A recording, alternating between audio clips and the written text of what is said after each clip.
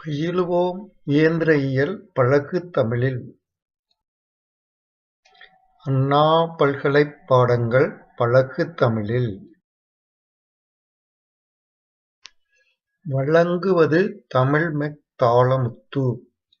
Hi students, இன்று ME 6404 Thermal Engineeringல 4th Unit Air Compressor Module 4.16 ஒரு ப்ராப்ளமாக கொடுத்துருக்கேன்.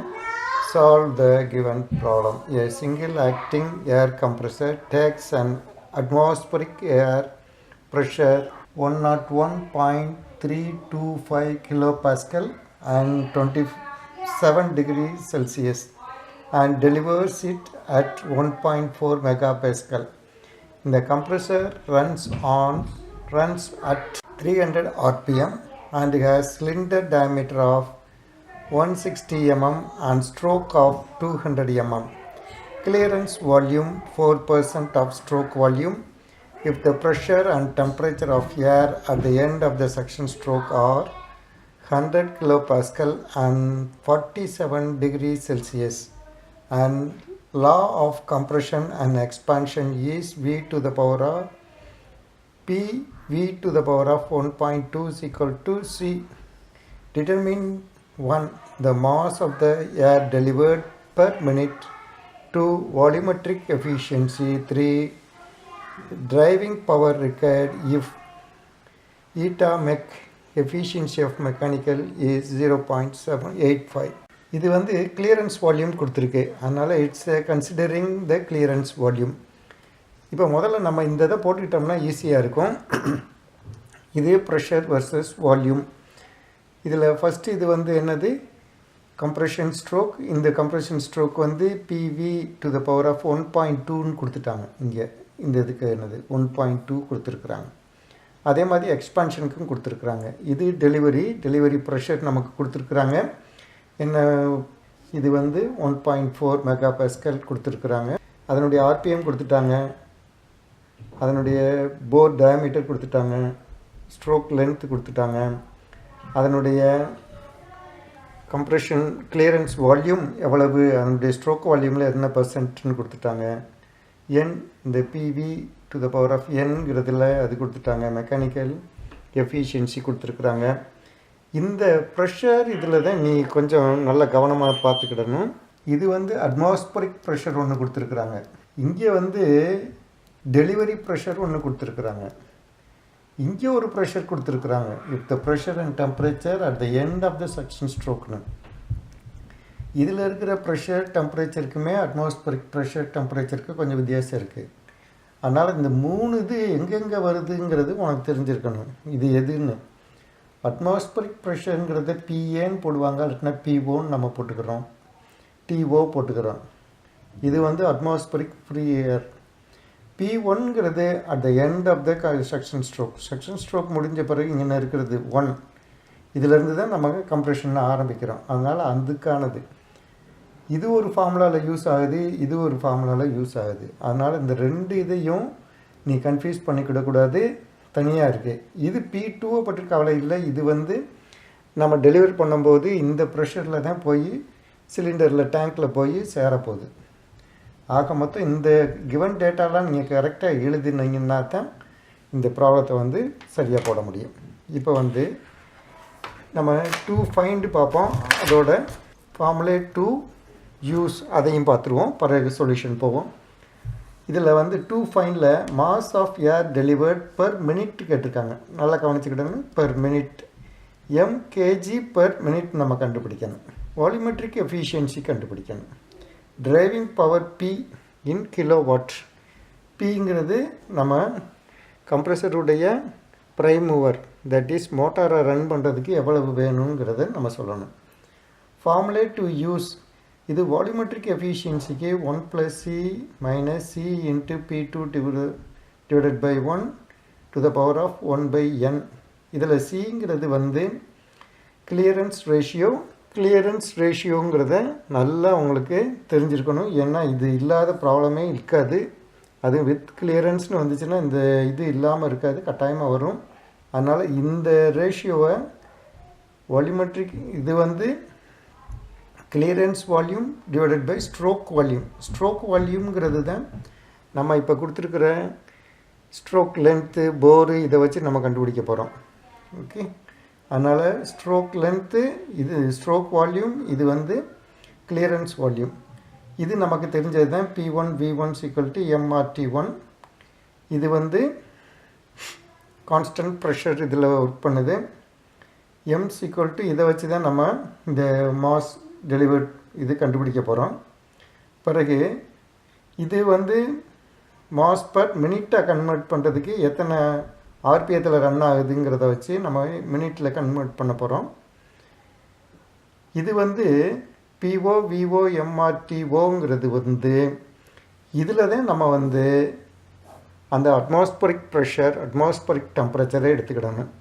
அது எடுத்தால் தான் நம்ம வந்து இந்த வால்யூம் கண்டுபிடிக்க முடியும். விவோங்கிறத வச்சு தான் நம்ம வந்து வால்யூமெட்ரிக் எஃபிஷியன்சி, இதுதான் actual volume taking inside the supplying the VO is the actual volume supplied by the compressor. இது வந்து VSங்கிறது ஸ்ட்ரோக் வால்யூம். ஸ்ட்ரோக் வால்யூம் எடுக்குது, ஆனால் VOங்கிறத சப்ளை பண்ணுது. அது ரெண்டுக்கு இருக்கிற volumetric efficiency ratio.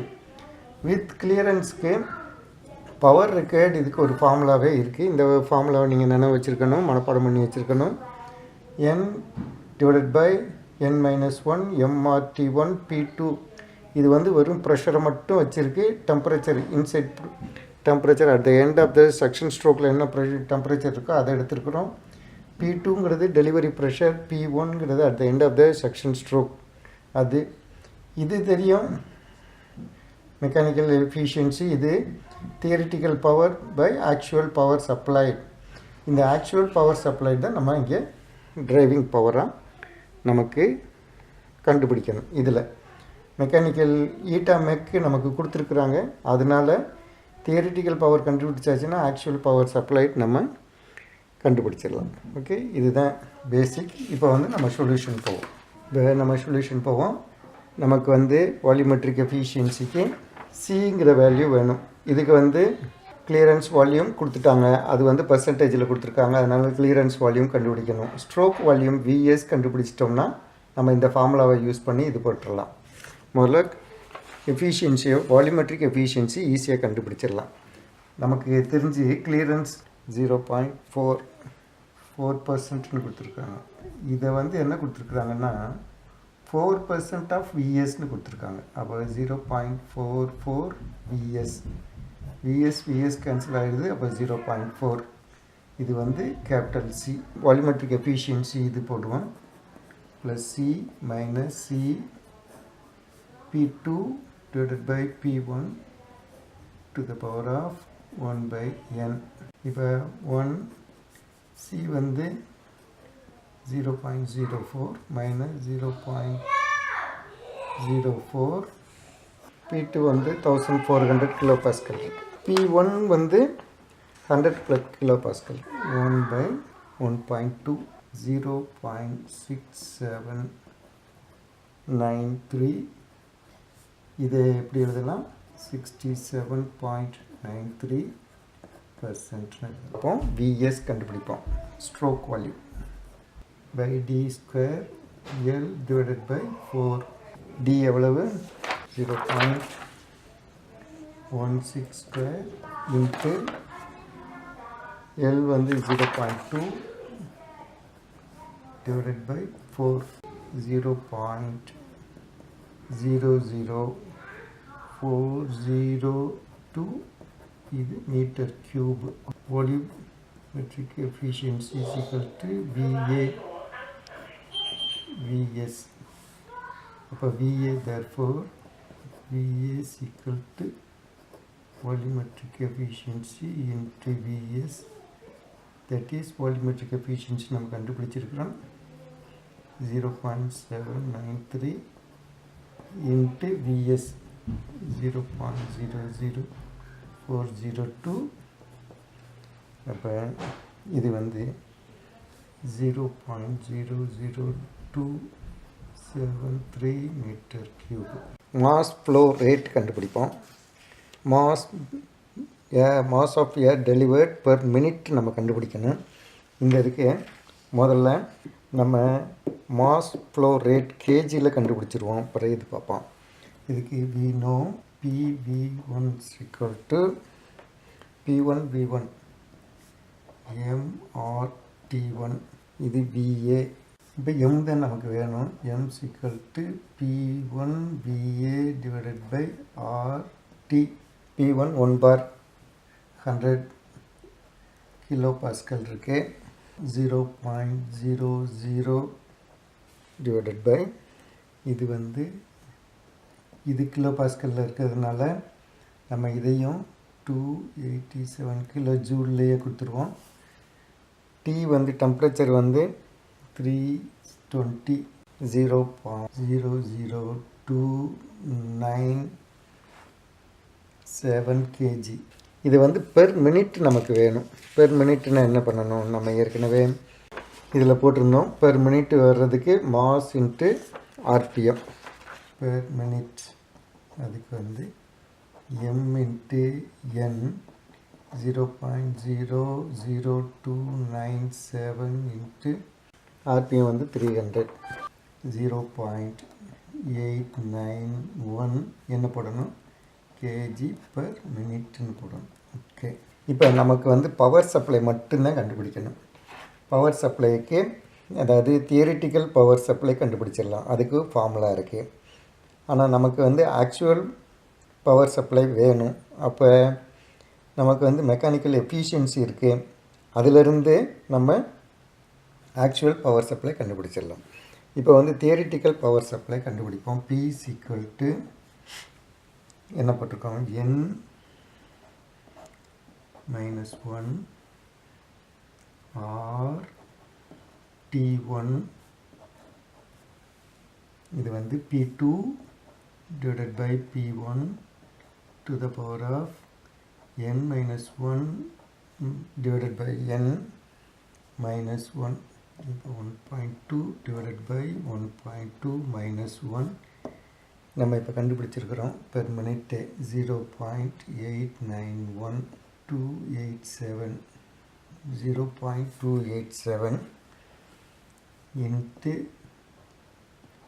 320 multiplied by P2 வந்து 1400 P1 வந்து 100 to the power of 1.2 minus 1 1.2 minus of 1. இதெல்லாம் சிம்பிளிஃபை பண்ணால் இது வந்து பவர் Pனா பவர் 4.52 கிலோ வாட். நமக்கு இந்த பவர் வேண்டியதில்லை. இது வந்து தியரிட்டிக்கல் பவர்.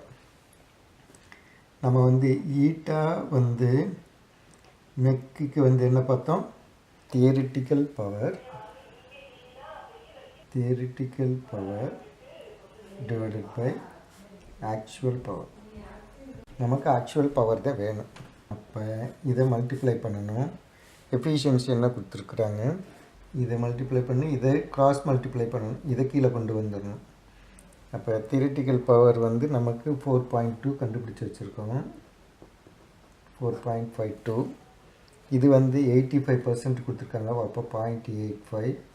அப்போ ஆக்சுவல் பவர் ரெக்குயர்மெண்ட் வந்து 5.32 கிலோவாட். 3 இதுவுமே கண்டுபிடிச்சாச்சு. வால்யூமெட்ரிக் எஃபிஷியன்சி கண்டுபிடிச்சாச்சு, மாஸ் ஃப்ளோ ரேட் கண்டுபிடிச்சாச்சு, ஆக்சுவல் பவர் கண்டுபிடிச்சாச்சு. இது ஒரு சிம்பிள் ப்ராப்ளம் தான். ஆனால் இந்த ஃபார்முலாலாம் நீங்கள் நினைவு வச்சுருக்கணும். அப்போ தான் இதை அட்டன் பண்ண முடியும். ஓகே, என்னுடைய சேனல் வந்து AU Mech in தமிழ். அதுக்கு சப்ஸ்கிரைப் பண்ணுங்கள். சப்ஸ்கிரைப் பண்ணும்போது பெல் சிம்பிள் வரும். அதுக்கும் நீங்கள் கிளிக் பண்ணிங்கன்னா உங்களுக்கு ரிமைண்டர்ஸ் வந்துக்கிட்டே இருக்கும். அந்த ரிமைண்டர்ஸ் மூலமாக வரிசையாக என்னுடைய மாடியூலை படிச்சுக்கிட்டே வந்தீங்கன்னா உங்களுக்கு சிலபஸ் முழுவதும் கவர் ஆயிரும். அப்போ நீங்கள் கான்ஃபிடெண்ட்டாக எக்ஸாம் ப்ரிப்பேர் பண்ணலாம். கான்ஃபிடெண்ட்டாக எக்ஸாம் போய் அட்டன் பண்ணி நல்ல மார்க்கை ஸ்கோர் பண்ணலாம். Okay, see you students. Thank you.